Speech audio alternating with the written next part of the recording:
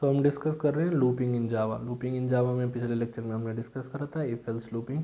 आज हम डिस्कस करेंगे स्विच केस करेंगे। इसकी सिंटैक्स क्या होती है? सिंटैक्स होती है जो कि हम स्विच यूज करते हैं और एक्सप्रेशन डालते हैं कि हम किस एक्सप्रेशन पे हमें केस को बार बार स्विच करते जाना है, और इस एक्सप्रेशन के बेसिस पे हम मल्टीपल केस डालते हैं उसके।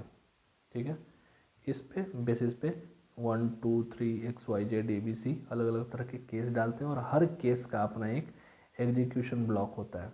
ठीक है, अगर उस एग्जीक्यूशन ब्लॉक को फुलफिल करता है, मान के चलिए ये इस एक्सप्रेशन के लिए ये केस वैलिड है, तो क्या होगा, जैसे इफ़ एल्स में अगर इफ़ का ये कंडीशन ट्रू हो जाता था, उसके अंदर का ये ब्लॉक एग्जीक्यूट हो जाता। तो ऐसे ही अगर यहाँ पे जो एक्सप्रेशन दिया हुआ है, यहाँ पे कुछ भी एक्सप्रेशन हो सकता है कंपैरिजन का या किसी तरह के ऑपरेशंस का, और उसके बेसिस पे मल्टीपल केसेस हो सकते हैं। जो भी केस वैलिड होगा उसके लिए उस केस के ब्लॉक के अंदर का एक जो भी स्टेटमेंट होगा, कोड पीस होगा, वो एग्जीक्यूट कर जाएगा। और हम हमेशा एक केस को ब्रेक से रिप्रेजेंट करते हैं। ब्रेक से रिप्रेजेंट करने का मतलब ये होता है कि ये स्टेटमेंट या इस ब्लॉक के अंदर रहने के जितने भी स्टेटमेंट है वो एग्जीक्यूट होने के बाद वो लूप से बाहर आ जाए, बाकी दूसरे केसेस के स्टेटमेंट को एग्जीक्यूट ना करें।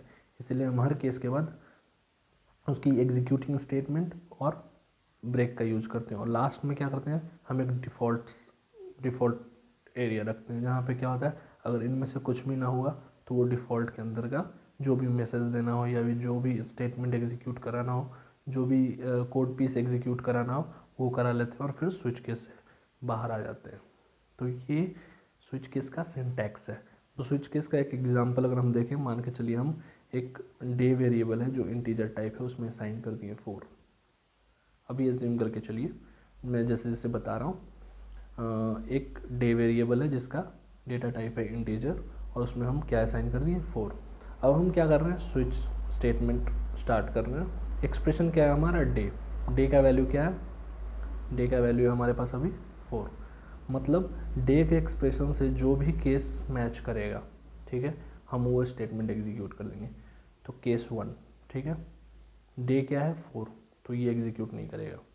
ठीक है, हम इसको स्किप कर जाएंगे सीधा, स्विच केस इसको सीधा स्किप कर जाएगा। इसके अंदर के जितने भी चीज़ है वो सारे स्किप हो जाएंगे। केस 2 चेक होगा।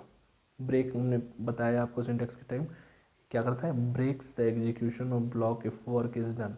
ठीक है, अगर इसके अंदर गया, जो भी काम था वो कर लिया, तो ये कंप्लीट एग्जीक्यूशन को ब्रेक करके स्विच केस से बाहर कर देता है। तो अभी डे का वैल्यू यहाँ 4 है, केस 1 एग्जीक्यूट नहीं होगा क्योंकि डे 1 से मैच नहीं कर रहा।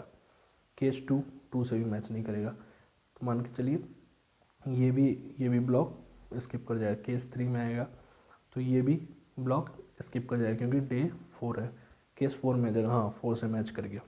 ठीक है, तो इसके अंदर जाएगा, इस ब्लॉक के अंदर जाएगा। तो क्या है इसके अंदर, क्या बोला गया इसे करने के लिए, इसे बोला गया है system dot out dot println Thursday. तो ये क्या करेगा, थर्सडे जो है सो प्रिंट कर देगा कंसोल पे। और इसके बाद और भी अगर स्टेटमेंट होती वो सारे काम करता, और सबसे लास्ट में क्या करेगा, ब्रेक कर जाएगा। जैसे ही ब्रेक किया तो ये स्विच केस से बाहर आ गया। स्विच केस से बाहर आने का मतलब आगे वाले जितने भी केसेस हैं वो नहीं टच करेगा और स्विच केस से बाहर हो जाएगा, और यहाँ पे स्विच केस कंप्लीट हो जाता है। तो इस तरह हमारा स्विच केस काम करता है।